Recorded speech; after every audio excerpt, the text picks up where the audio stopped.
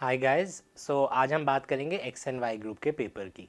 X and Y group का क्या pattern होता है, किस तरह से हमें उसको अप्रोच करना है। तो अगेन मैं बात करूंगा इंग्लिश के पेपर की कि एक्स एंड वाई ग्रुप में इंग्लिश का पेपर कैसा आता है। सबसे पहली चीज़ 20 क्वेश्चंस आते हैं। 10 क्वेश्चंस ऑन एन एवरेज आपकी कट ऑफ आती है कि उसमें हर पेपर की कट ऑफ आती है, इंग्लिश की कट ऑफ अलग से आती है। तो आपको 20 में से 10 क्वेश्चंस तो सही करनी है। This is our task 1। हमारा पहला काम क्या है कि हम लोग 10 क्वेश्चंस ठीक करें। अब हम लोगों ने एक वीडियो बनाया हुआ है जिसमें हमने इंग्लिश के कोर्स का सिलेबस लिखा हुआ है, राइट। तो एक्स वाई ग्रुप बाकी सारे पेपर्स से इसलिए थोड़ा सा अलग है। बाकी जितने भी लोग हैं जो एसएससी की तैयारी कर रहे हैं, सीडीएससी की तैयारी कर रहे हैं, अगर आप एक्स वाई ग्रुप के मॉडल पेपर सॉल्व करते हो तो एक बहुत अच्छी बात क्या आती है कि एक्स वाई ग्रुप में ग्रामर के हर चैप्टर का ऑन एन एवरेज एक क्वेश्चन आता है, राइट। सो कुछ मेजर चैप्टर्स हैं, कुछ मेजर तरीके का पैटर्न है। तो क्या होता है, स्पॉटिंग एरर्स आती हैं। तो on an average 2 spotting errors मेरे को आएंगी।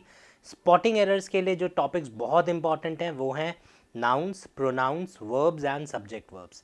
90% केसेस में जितना हम लोगों ने बच्चों से बात करी है, आपकी स्पॉटिंग एरर्स की एरर जो क्वेरीज होती हैं, जो स्पॉटिंग एरर्स के क्वेश्चंस होते हैं, वो हमेशा इन 4 चैप्टर्स से ही आते हैं। और से भी सकते हैं, ऐसा कोई रूल नहीं है, बट आइडियली इन चैप्टर्स से आते हैं। क्यों? क्योंकि हमारा मेजर पेपर जो है वो फिल इन द ब्लैंक्स वाला है, और मैं नाउन्स और प्रोनाउंस को फिल इन द ब्लैंक्स में 4 ऑप्शंस नहीं दे सकता, थोड़ा सा मुश्किल हो जाता है। तो इसलिए आप हमेशा देखेंगे कि आपको जो स्पॉटिंग एरर्स है वो आइडियली आपको नाउन्स, प्रोनाउंस, वर्ब्स और सब्जेक्ट वर्ब्स का आएगा। तो हम लोगों ने नाउन्स और प्रोनाउंस के वीडियोस पूरे कर दिए हैं। वर्ब्स हमारा चल रहा है जो इस वीक ख़त्म हो जाएगा, and then we'll finish subject verb. तो इन 4 वीडियोस से आपका स्पॉटिंग एरर्स फिनिश हो जाएगा। उसके बाद हम जब स्पॉटिंग एरर्स की बात करते हैं तो हमारे को क्या ध्यान रखना है कि अब हर क्वेश्चन से फिल इन द ब्लैंक्स आएंगे, राइट। तो फिल इन द ब्लैंक से पहले बात करते हैं 2 चैप्टर्स की, बहुत इंपॉर्टेंट चैप्टर्स हैं, डायरेक्ट इनडायरेक्ट और एक्टिव पैसिव। अभी हमने इनके वीडियोस बनाए नहीं हैं, बहुत जल्दी बनाएंगे। डायरेक्ट इनडायरेक्ट और एक्टिव पैसिव बाकी पेपर्स के कंपैरेटिवली इसमें अलग तरीके से आते हैं, या फिर जैसा सीपीओ के सेकंड पेपर में आता है या आजकल सीडीएस में आना शुरू हुआ है।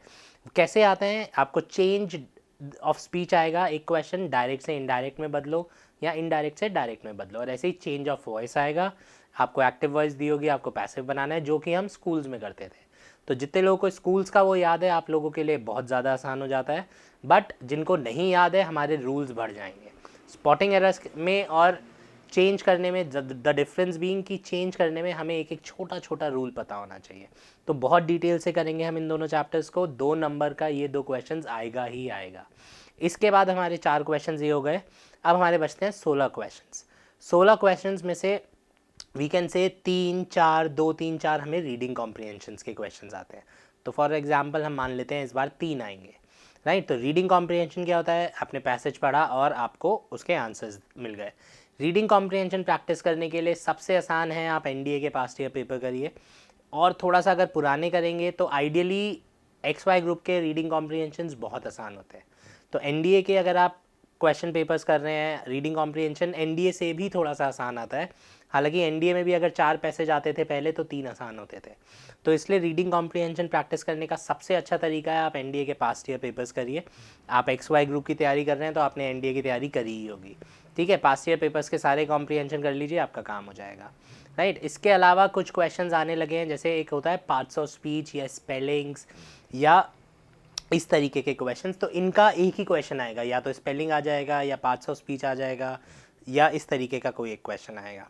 इसके बाद हमारे 2 से 4 क्वेश्चंस आते हैं एंटोनियम्स एंड सिनोनियम्स, राइट। तो एंटोनियम्स सिनोनियम्स अभी हमने रिसेंटली करे भी थे। अभी हम इस वीडियो के बाद जल्दी से एक पेपर सॉल्व करेंगे जिससे आपको आइडिया लग जाएगा। एंटोनियम्स सिनोनियम्स हो गया वोकैबुलरी। इन सब के बाद अब जो क्वेश्चंस बचते हैं, द पॉइंट बीइंग हमारे ग्रामर में 13 प्रॉपर चैप्टर्स होते हैं। 17 चैप्टर्स होते हैं आइडियली, बट 13 ऐसे चैप्टर्स होते हैं जो कि हम पढ़ते हैं, स्कूल से पढ़ते आ रहे हैं, प्रेपोजिशन, आर्टिकल एट्सेट्रा। तो आपको सारे के सारे चैप्टर से एक क्वेश्चन आता ही है, ठीक है। तो आपको डायरेक्ट इनडायरेक्ट एक्टिव पैसिव का क्वेश्चन आता है, चेंज द वॉइस। आपको 2 स्पॉटिंग एरर्स में आ जाता है, नाउन्स, प्रोनाउंस और वर्ब्स के क्वेश्चंस।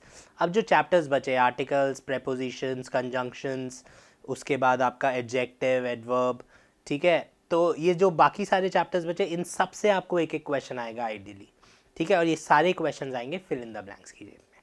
तो मेरे को एक्स वाई ग्रुप इसलिए मैं आसान कह सकता हूँ कि मुझे पता है कि 13 चैप्टर ग्रामर के हैं, मैं उसमें से अगर 10 चैप्टर भी अच्छे से करके गया, मुझे पता है 10 क्वेश्चंस तो ये आएंगे ही आएंगे। प्लस आप थोड़ा सा अपना रीडिंग पे फोकस करिए तो आपके 2 से 3 क्वेश्चंस रीडिंग में हो जाएंगे।